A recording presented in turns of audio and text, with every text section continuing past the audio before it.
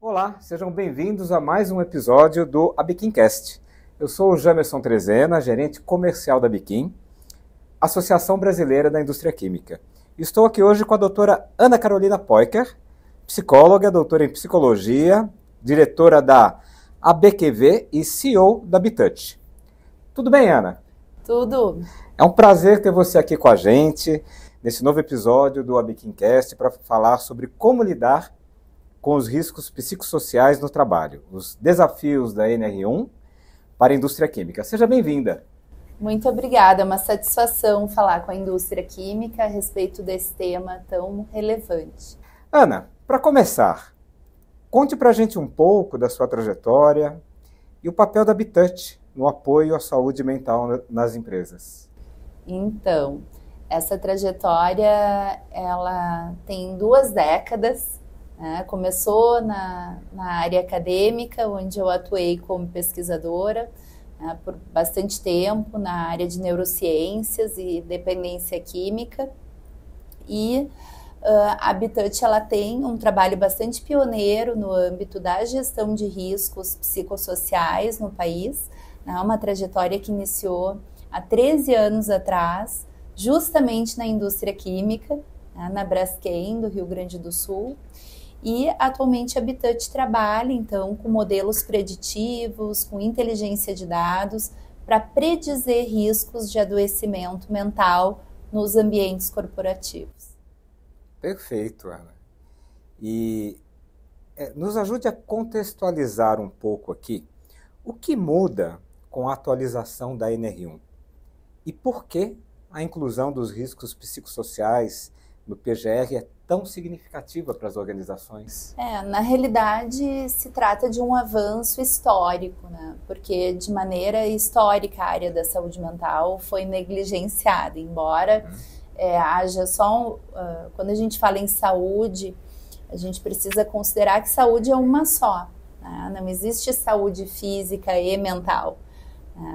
E nesse momento em que a NR1 traz em sua ampliação a diretriz expressa a respeito da necessidade de gestão de riscos psicossociais, a gente passa a reconhecer a saúde mental como um componente crítico também para a saúde e segurança nas empresas.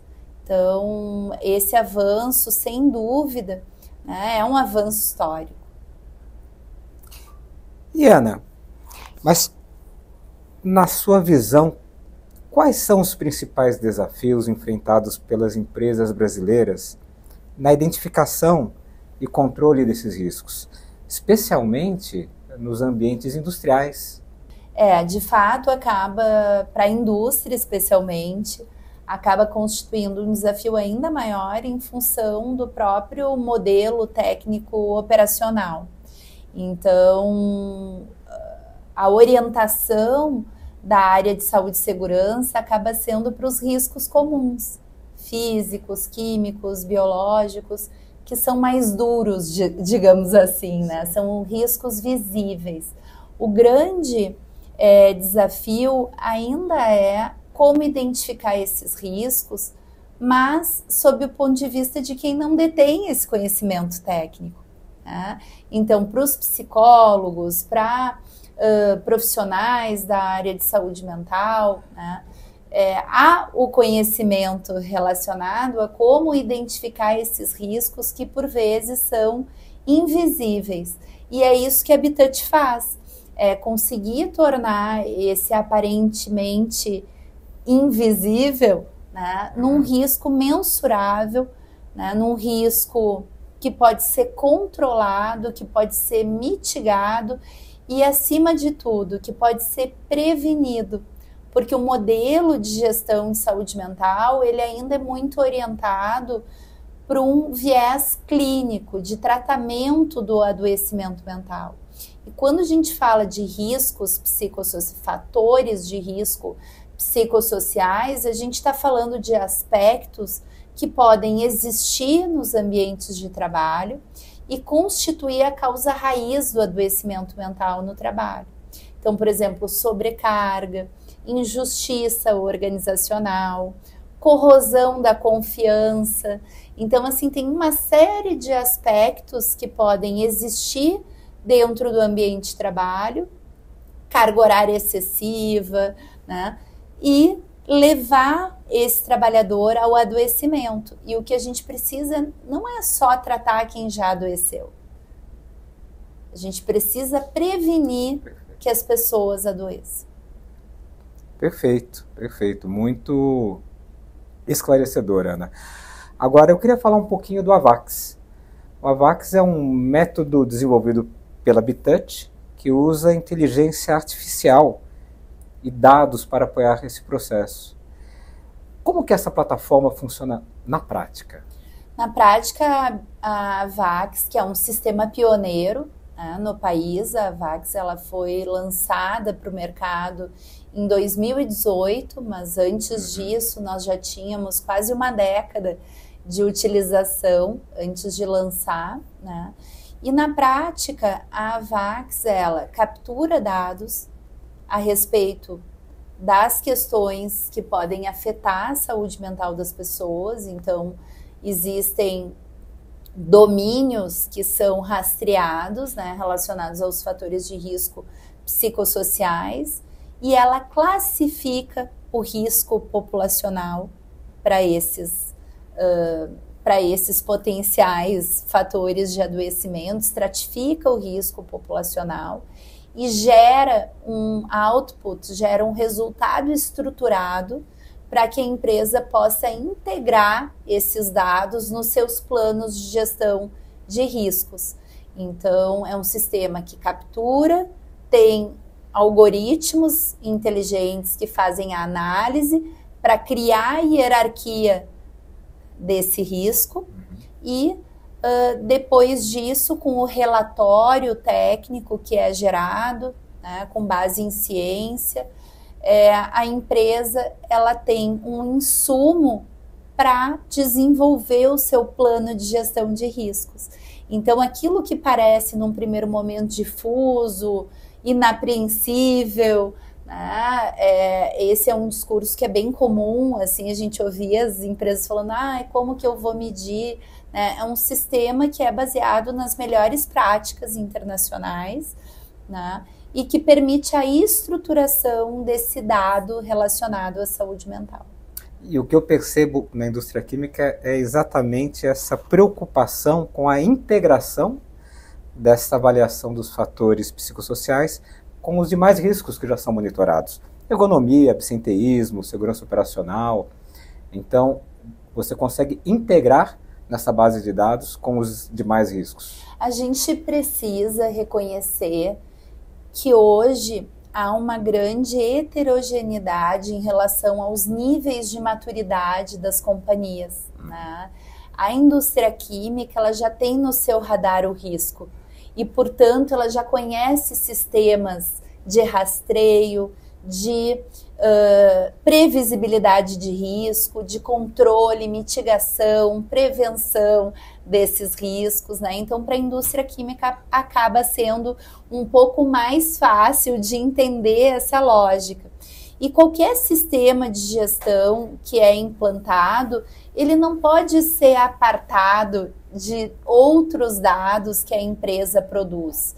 Então, para um sistema ser efetivo, é muito importante que o RH, por exemplo, contribua, né, com seus indicadores, que a área de saúde e segurança e o RH conversem, né, os próprios dados oriundos da área de compliance jurídico, para entender o motivo de um possível risco de passivo trabalhista.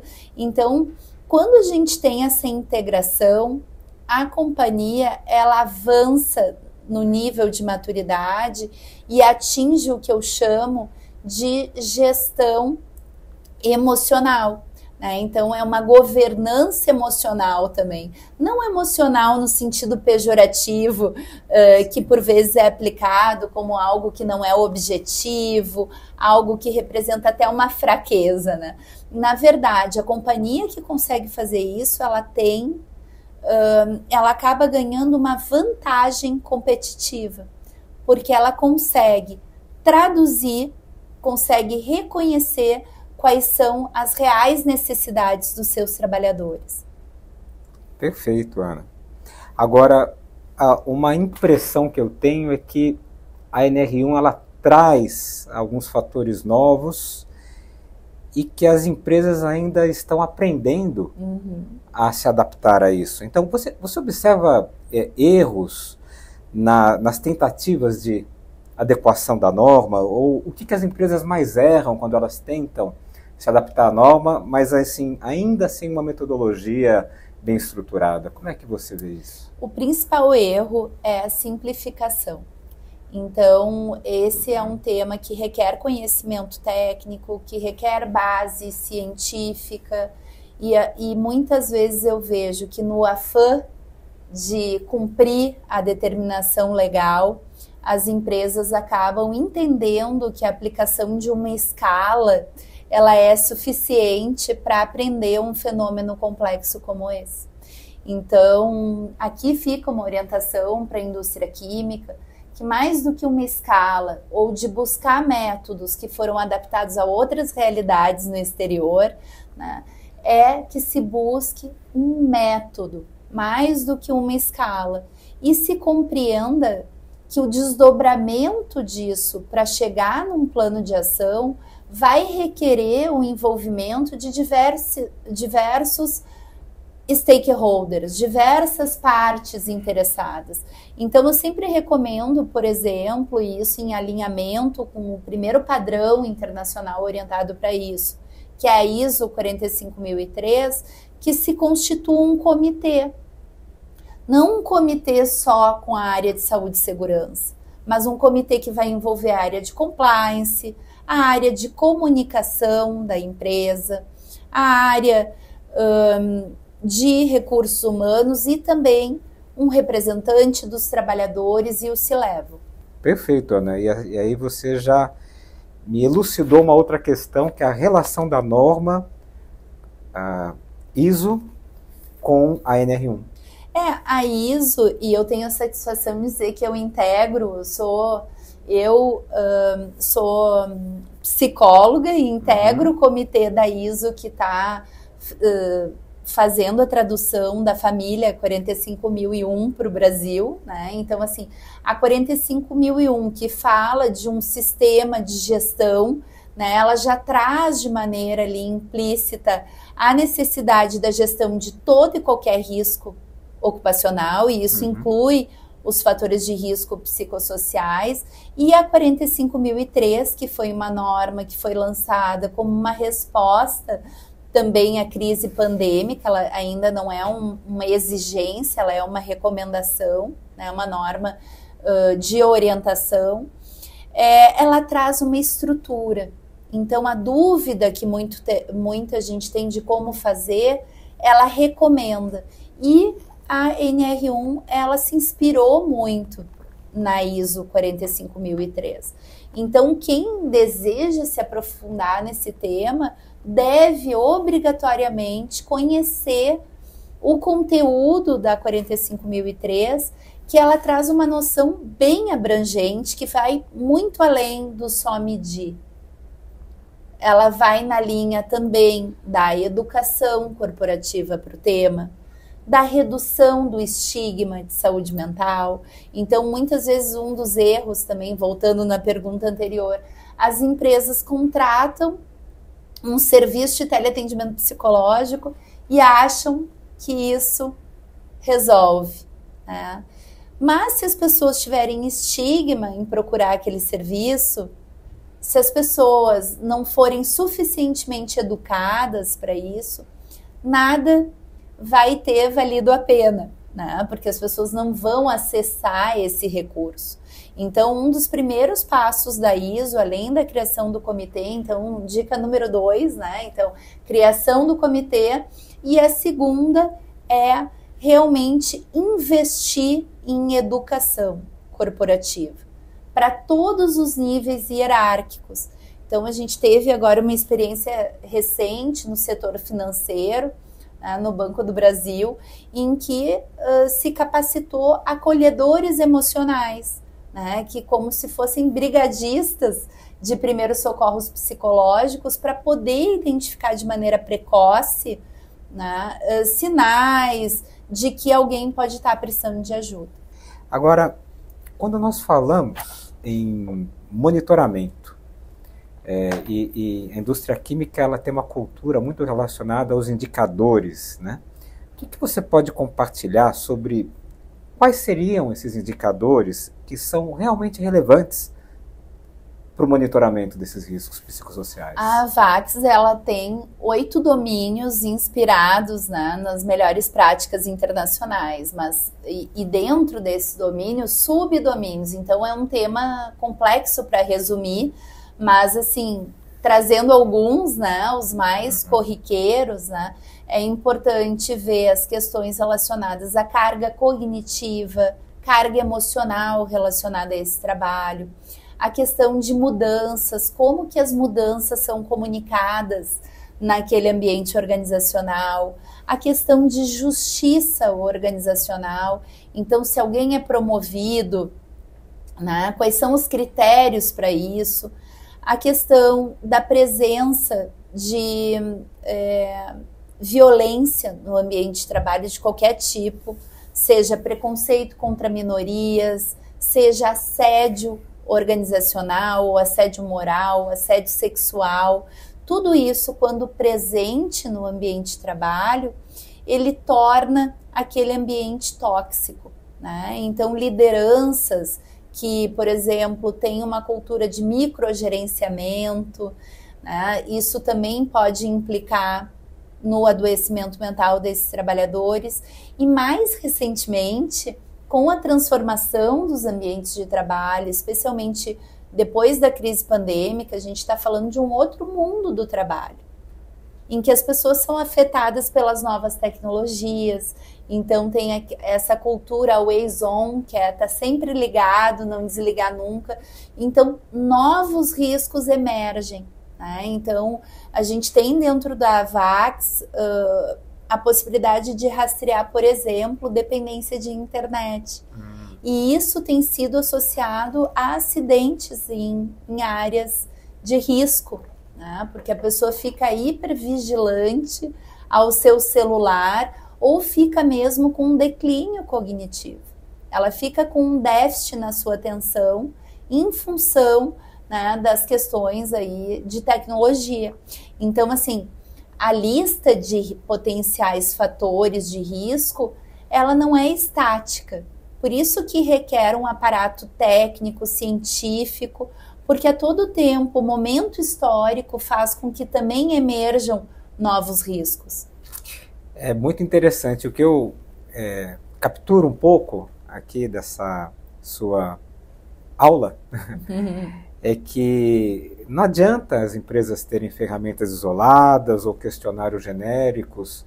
Tudo isso acaba sendo assim, muitas iniciativas, mas que acabam não resultando num diagnóstico efetivo.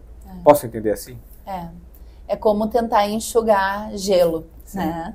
Então, eu sempre digo assim, se eu fosse chamada numa indústria, né, para aterrar um fio, eu não teria essa competência, né? Só que o que acontece é que a saúde mental, por se manifestar no comportamento humano, a psicologia, ela estuda o comportamento humano.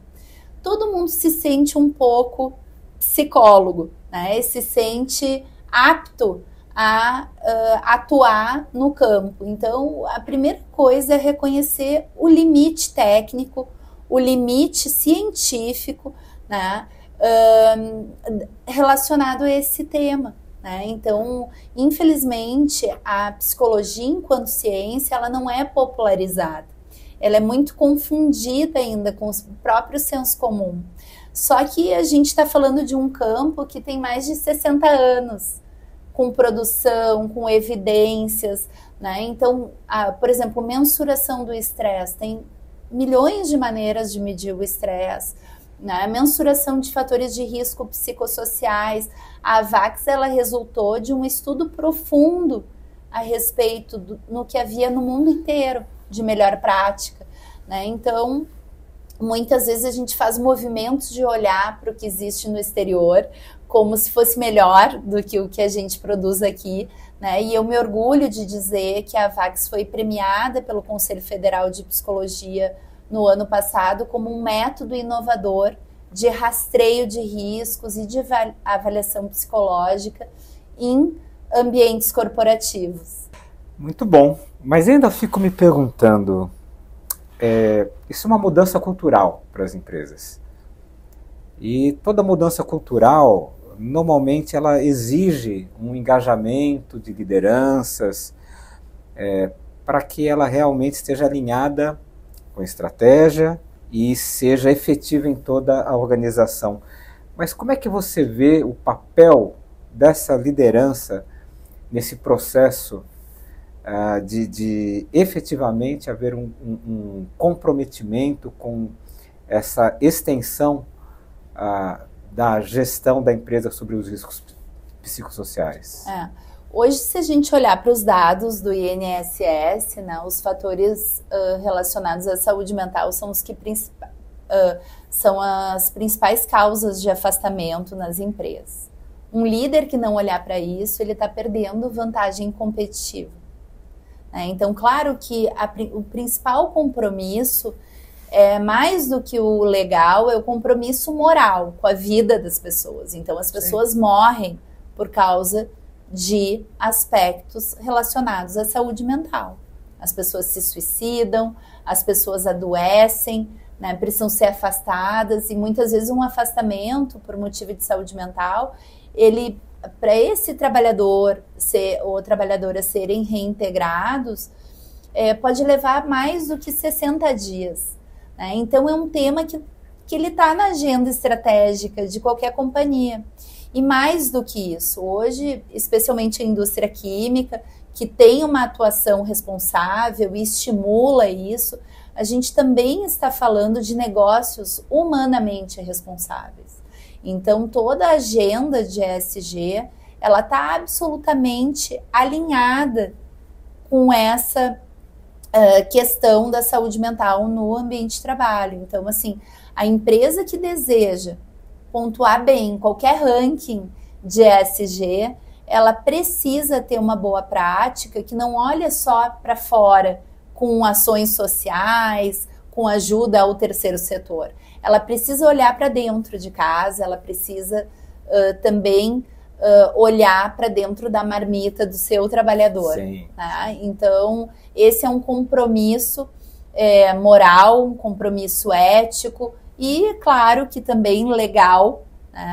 Agora com a ampliação do NR1, mas a gente já tem legislação que exige todas as diretrizes da OIT, a Constituição Federal, que garante a saúde como um direito humano, né, fundamental dos trabalhadores e das trabalhadoras. Então, assim, é uma agenda estratégica. Os líderes, eles precisam estar verdadeiramente comprometidos com isso, se eles desejam que os seus negócios sejam sustentáveis também do ponto de vista humano. Agora, eu também me pergunto um pouco, Ana, todo esse contexto, ele é muito claro para mim, mas quando nós vamos para o ambiente real, de planta industrial, quais são as ações que realmente geram impacto para esse público, que geram adesão para que as pessoas efetivamente participem e se beneficiem de todo esse contexto que vem sendo gerado agora pelas novas legislações? Ouvir o trabalhador e a trabalhadora. Então, e ouvir de uma maneira estruturada, com método, com recurso apropriado para tal. Então, qualquer ação que for feita sem essa escuta verdadeira e com método em relação àquilo que a gente precisa realmente medir, não vai ser efetivo. Perfeito. Agora, para que a gente consiga tangibilizar isso um pouco mais, assim, conta para a gente uma história de uma empresa onde teve efetivamente um caso, um aprendizado prático que tenha trazido bons resultados já nesse processo, Ana. Sim, a Habitat se orgulha demais, né, de ter muitos cases, né, então são 13 anos de história e a gente se orgulha também de dizer que hoje as companhias mais valiosas do país, né, como WEG, Banco do Brasil, hoje já foram nossos clientes, né, então dentro da indústria química também, né, temos aí uma larga experiência, foi onde a gente nasceu, e um case que eu acho bastante emblemático, porque mostra o quanto que distribuir ticket terapia não é suficiente, né, em que uma unidade da companhia tinha um índice de acidentes muito expressivo, e quando nós aplicamos o método AVAX, nós constatamos uma tendência populacional relacionada a um declínio na atenção desses trabalhadores. Então, eles tinham um padrão de desempenho atencional diminuído, né, que não era compatível com outros setores, né, que foram avaliados, e a gente constatou que eram trabalhadores de turno que faziam abuso de benzodiazepínicos. Então, super prescritos pelo médico do trabalho. Então, havia uma questão cultural na companhia que os trabalhadores de turno recebiam, né, benzodiazepínicos, que são remédios para dormir, né, e aquilo ali com um efeito bem importante no desempenho atencional, cognitivo desses trabalhadores. Então, a gente fez todo um outro trabalho, né, também educativo, mostrando a importância desses trabalhadores dormirem, desses trabalhadores descansarem fora das horas de turno, né, para que eles pudessem recuperar, regenerar a sua capacidade cognitiva, que era, né, ali requerida durante as suas horas de trabalho. Tem um outro caso que eu gostaria de contar rapidamente, porque revela que nem todos os riscos emergem do ambiente de trabalho.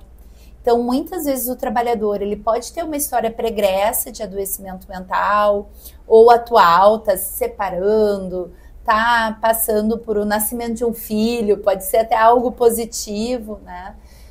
Me lembrei de uma técnica que inspecionava caldeiras, né, uma puérpera, e ela durante a avaliação a gente descobriu que ela fazia essa atividade. A gente disse, essa pessoa não pode fazer essa atividade de inspeção de caldeira nesse período puerperal. Então, uma pessoa que não dorme, uma pessoa, né, que é requerida do ponto de vista cognitivo pelo seu bebezinho ainda, né? Então, assim, toda essa análise ela é muito importante que se faça do ponto de vista técnico, né? Então, assim, de realmente a gente utiliza testes aprovados pelo Conselho Federal de Psicologia, então, assim, para ter parâmetros bem definidos, né? Sim, perfeito. Perfeito, Ana. Excelente bate-papo, muito esclarecedor.